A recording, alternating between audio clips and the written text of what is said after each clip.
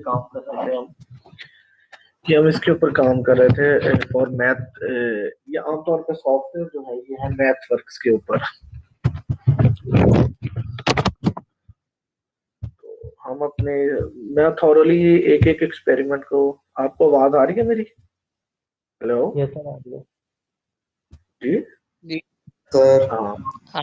मैं आपको ना थॉरली एक एक फाइल ओपन करता रहता हूँ एक्सपेरिमेंट की, ताकि जिसको जिसको जिसमें भी प्रॉब्लम होगी वो करता जाएगा अपना ना, साथ में देखते जाना आप। तो हसीब, अगर आप मेरा ख्याल लेक्चर वीडियो चला लो तो वो ज्यादा बेहतर है, ताकि वो अगर कोई अभी नहीं भी है तो बाद में उसके लिए जो है ना वो इजी हो जाएगा। तो एक्सपेरिमेंट नंबर वन तो हाँ, एक्सपेरिमेंट नंबर वन तो वो जो है ना वो इंट्रोडक्टरी है, तो वो हमारा पता चल जाएगा हमें जब उसको करेंगे। तो जो एक्सपेरिमेंट नंबर टू जो है उसमें हमारे पास क्या चीज है, वो है जी हमारे पास वोल्टेज रेगुलेशन के ऊपर है, सिंगल फेज ट्रांसफार्मर के वोल्टेज रेगुलेशन। अच्छा, ऑपरेशन फीचर्स हैं इसमें।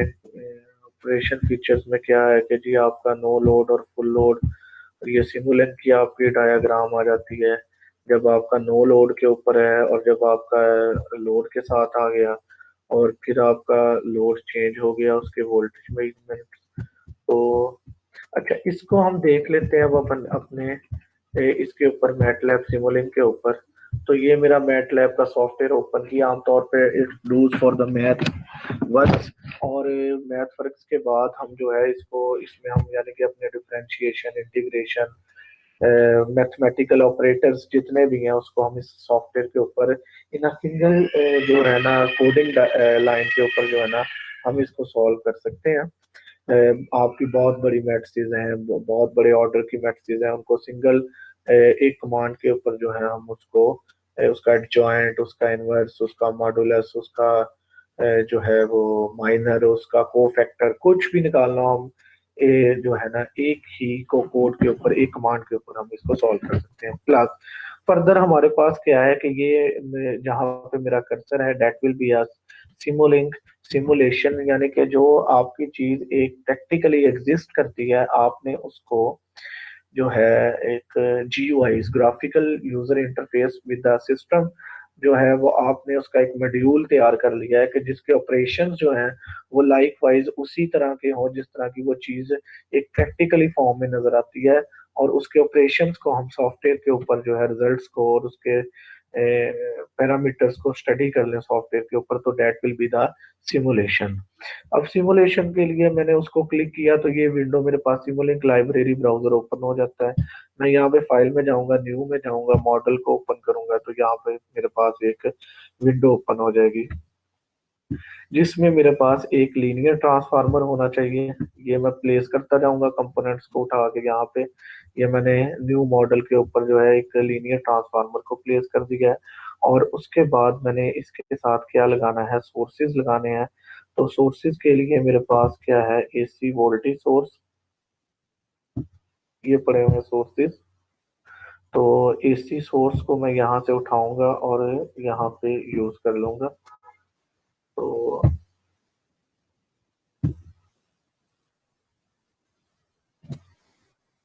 ये इलेक्ट्रिकल सोर्सेज में आ जाता है AC वोल्टेज सोर्स, यहाँ पे उठा के रख लूंगा मैं। अच्छा, इसके साथ मेरे पास और क्या चीजें हैं जो हमारे पास एक्सपेरिमेंट में जैसे हैं। ये मेरे पास एक linear transformer, AC voltage source आ गया, वोल्टेज मेजरमेंट्स और आगे डिस्प्ले। तो इसमें हम क्या करेंगे कि हम इसको वोल्टेज मेजरमेंट्स को यूज करेंगे और डिस्प्ले को यूज करेंगे। तो इसमें जो है एलिमेंट्स में आ जाएंगे।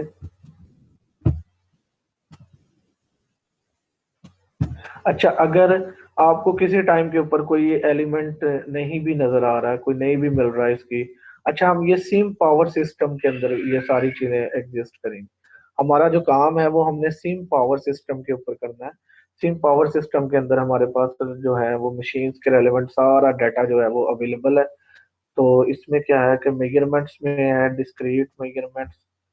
तो ये सारी जैसे देखें आपके पास डिस्क्रीट में सारी की सारी आ जाती है 50, mean value, active power, apparent power calculate करने के लिए। अच्छा, एलिमेंट्स में ये सारी लीनियर ट्रांसफार्मर, ग्राउंड, ये वो surge resistor, series RLC load, parallel RLC load, तो ये सारी की सारी तमाम थ्री फेज ट्रांसफार्मर, ये तमाम की तमाम चीजें इसमें हमें मिल जाती हैं सिम पावर सिस्टम में। ये डिस्ट्रीब्यूटेड विंड जनरेशन के लिहाज से आ गए हमारे पास, ये इलेक्ट्रिक ड्राइव्स आ गई हमारे पास, और ये इलेक्ट्रिक सोर्सेज आ गई हमारे पास। और इसके बाद अच्छा, ये एक्स्ट्रा लाइब्रेरी में कंट्रोल के बाद ये आ गए हमारे पास, डिस्क्रीट कंट्रोल ब्लॉक्स आ गए। अच्छा, डिस्क्रीट मेजरमेंट्स आ गई हमारे पास, ये सारी जो मैंने अभी आपको बताया। तो इसके बाद ये मेजरमेंट्स ब्लॉक्स आ गए, जिसमें हमने अभी कहा था कि हमने वोल्टेज सोर्स निकालना है, तो वो लेना हो तो हम इसके पास ये ले लेंगे। तो एक एसी वोल्टेज सोर्स आ गया, लीनियर ट्रांसफार्मर आ गया, ये एक्टिव और रिएक्टिव पावर मेजरमेंट्स के लिए आ गए, ये मीन वैल्यू के लिए आ गए, टोटल हार्मोनिक्स के लिए आ गए। अच्छा, फेजर लाइब्रेरी में आ गए हम। तो active and reactive power sequence, three phase active and reactive power mean value आ गई। यानी कि ये इसी के मेन कंपोनेंट्स हैं, ये इसके फर्दर मेजरमेंट्स में फिर आ गए। तो ये हमारे पास करंट मेजरमेंट्स और ये हमारे पास वोल्टेज मेजरमेंट, तो ये वोल्टेज मेजरमेंट ब्लॉक आ गया। अच्छा, आगे जो है इस पे कॉमनली यूज ब्लॉक्स में हमारे पास वो आ जाते हैं, इसके यहाँ पे होगा कॉमनली यूज ब्लॉक्स में हमारे पास होगा इसका डिस्प्ले, स्कोप भी होगी, स्कोप फॉर ऑसिलोस्कोप, एंड इसका जो है डिस्प्ले जो है, तो for giving the numerical value of, आपकी जो वैल्यूज आ रही होंगी वो आपको डिजिटल फॉर्म में वो शो कर देगा। अच्छा, मैं आगे बता रहा था कि अगर आपको नहीं मिल रहा कोई, तो आप इसको डिस्प्ले लिखेंगे, तो वो डिस्प्ले करेंगे तो आपको यहाँ से वो इसकी लाइब्रेरी में से उठा के दे देगा कि ये आपका डिस्प्ले पड़ा हुआ है। ठीक है, तो ये देखिए, ये सिमुलिंक में पड़ा हुआ है, आपकी आपके सिग्नल प्रोसेसिंग ब्लॉक सेट में भी पड़ा हुआ है। तो ये सिमुलिंक में ये डिस्प्ले को आप यहाँ पे उठा के रखें। अच्छा, अब मैं इसको विंडो को ओपन करता हूँ, मैक्सिमाइज करता हूँ, ये मेरा डिस्प्ले जो होगा वो मुझे मेजरमेंट के ऊपर देगा, ये मुझे वोल्टेज मेजरमेंट ब्लॉक, ये मेरा जो है लीनियर ट्रांसफार्मर। अच्छा, अब लीनियर ट्रांसफार्मर में देखें तो ये हो रही है थ्री वाइंडिंग्स ट्रांसफार्मर, इसको मैं खत्म कर देता हूँ और इसके पैरामीटर्स मैं सेट करता हूँ। ये 250e⁻�6 यहाँ पे नजर आ रहा है आपको, ये PNVA ट्रांसफार्मर की आपको पता है नॉर्मली रेटिंग जो होती है वो VA में होती है, जैसे 100 kVA, 10 kVA, 20 kVA, 50 kVA, 25 kVA। तो ये इन्होंने जो है हमें दी हुई है कि ये हमारी जो पावर रेटिंग है 250e⁻�6। तो मैं लेट्स सपोज हम कहते हैं कि जी हमारे पास ट्रांसफार्मर है, मैं 200 VA रेटिंग का रखता हूँ, और फ्रीक्वेंसी, ऑपरेटिंग फ्रीक्वेंसी जो है वो हमारी 50 है। ये मेरी वाइंडिंग वन पैरामीटर, उसकी ये V1 जो है RMS वोल्टेज, R1 जो है वो ये आपके रेजिस्टेंस और इंडक्टेंस। तो RMS वोल्टेज जो है वो मैं रख देता हूँ 127,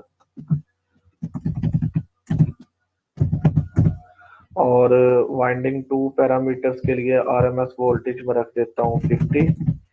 तो इसका मतलब क्या हो गया कि जब मैं ये पैरामीटर्स रखूंगा, ये V2 RMS, R2 फॉर उस जो हम वाइंडिंग यूज कर रहे हैं उसकी रेजिस्टेंस, और L2 फॉर, क्योंकि वो एक वाइंडिंग है तो इसलिए उसकी एक इंडक्टेंस वैल्यू भी होगी।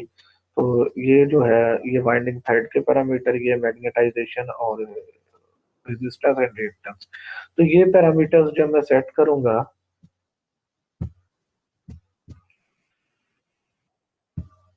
ठीक है, तो ये मेरा ट्रांसफार्मर ये डिजाइन हो गया इन पैरामीटर्स के ऊपर। अब मैं अपने AC वोल्टेज सोर्स को डिजाइन करता हूँ। तो ये मुझे दिए हुए हैं पीक एम्पलीट्यूड, तो इसकी फ्रीक्वेंसी सेम होनी चाहिए हर जगह, ये आपने ख्याल करना है कि ये गड़बड़ ना हो वोल्टेज मेजरमेंट। तो इसके अगर मैं पीक एम्पलीट्यूड को, पीक तो और RMS के दरमियान रिलेशन क्या है अगर आप देखेंगे, तो वो ये मैं आपको यहाँ पे थोड़ा सा कैलकुलेट, तो आप यहाँ पे इसको देखें, peak and RMS voltage relation. ये मैं इधर से दिखा रहा हूँ इसलिए कि चले मेरे लिए जरा इजी है दिखाना यहाँ पे। तो वेरिकली जो है 0.7, यानी कि आप उसको 0.707 से डिवाइड करेंगे आमतौर पे जो नॉर्मली होता है। तो आप इसको ये देखें, तो द आरएमएस वोल्टेज,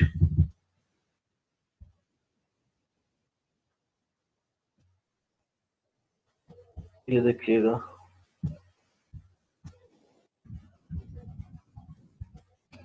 ये मेरे पास पीक वोल्टेज आ रहे हैं और ये मेरे पास आरएमएस वोल्टेज आ रहे हैं। तो हमने चूंकि ट्रांसफार्मर की जो वाइंडिंग है उसमें हमने आरएमएस वोल्टेज दिए हुए हैं, यहाँ पे अगर आप देखें तो ये मेरे पास जो वोल्टेज आ रहे हैं ये आरएमएस। तो इसलिए हम अपनी सप्लाई के ऊपर भी आरएमएस वोल्टेज देंगे ताकि वो जो है इसी के मुताबिक है। तो वो हमारे पास 240 वोल्ट्स आरएमएस है। तो ये पीक वोल्टेज क्या हो जाएगा, उसके साथ 0.707 डिवाइड हो जाएगा। ठीक है। तो हम इसको क्या करेंगे, हमने आरएमएस वोल्टेज कितने देने हैं इसको, तो यहाँ पे हमारे पास जो एसी सोर्स है वो 100 है। तो ये है पीक एम्पलीट्यूड। तो इसको आरएमएस करने के लिए जो है ना 127,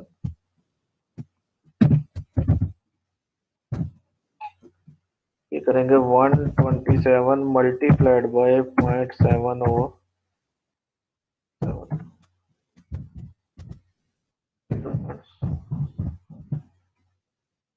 तकरीबन ये 89 कर लें आप या 100 कर लें, वो कोई इतना फर्क नहीं है। लेट्स सपोज हम 100 कर देते हैं इसको। फ्रीक्वेंसी हम 50 हर्ट्ज ही रखेंगे क्योंकि अगर हमारी फ्रीक्वेंसी डिफरेंस आ गया तो हमारे जो रिजल्ट्स हैं उसमें फर्क आ जाएगा। तो ये हम इसको इसकी वाइंडिंग करते हैं। अब ये इसके साथ कनेक्ट हो गया इसी वोल्टेज सोर्स। ये ट्रांसफार्मर की प्राइमरी हो गई, ये सेकेंडरी हो गई। क्योंकि प्राइमरी के ऊपर वोल्टेज 127 है, सेकेंडरी के ऊपर 50 है, तो that is why our system will be, जो ट्रांसफार्मर जो है वो स्टेप अप हो जाएगा। और अगर यहाँ पे 50 हो जाए और यहाँ पे 127 हो जाए वाइंडिंग टू पे, तो ये हमारा स्टेप डाउन ट्रांसफार्मर बन जाएगा। तो ये हमारी डिजाइनिंग के हवाले से चीज आ गई। तो ये मेरे पास वोल्टेज मेजरमेंट ब्लॉक्स आ गए। तो ये मेरे पास, ये मैं क्या करूंगा, इसका यहाँ पे डिस्प्ले के ऊपर लगा दूंगा और इसके साथ मैं ये ऑसिलोस्कोप को भी लगा दूंगा कि ताकि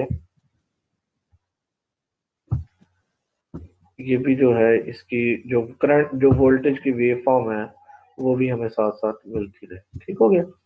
तो ये मैं इसको टाइम इंटरवल जो है वो 1 सेकंड के लिए सेट कर देता हूँ, इसको मैं रन करता हूँ। तो आप देखिएगा ये स्टार्ट हो गई है यहाँ पे जो the diagram of container power guide block. हाँ, एक पावर गाइड ब्लॉक हमें लगाना पड़ता है यहाँ पे सिमुलेशन में। वो इसलिए कि ये इसको कंटिन्यूटी के देने के लिए, क्योंकि इसने अपने with the interval of time के लिए जो है वो रिपीट करना है अपने सिग्नल को। तो इसको एक कंटिन्यूस सिग्नल देने के लिए एक पावर जीयूआई जो है ब्लॉक होता है हमारे पास यहाँ पे, जो यहाँ पे हमें लगाना पड़ता है। तो ये मैं यहाँ पे कंटिन्यूस पावर गाइड का यहाँ पे लगा देता हूँ। तो अब हम इसको रन करते हैं, तो आप देखिएगा इसका रिजल्ट। ये अब रन हो रहा है, ये देखें। ठीक है। तो ये मेरे पास वोल्टेजेस आने शुरू हो गए। तो अगर मैं स्कोप के ऊपर जाऊं तो इसको ऑटो स्केल करते हैं हम। तो ये देखें आपकी एक वेव फॉर्म बननी शुरू हो गई है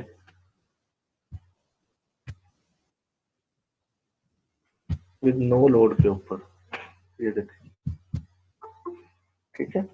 ये एक साइनोसाइडल वेव फॉर्म बन रही है।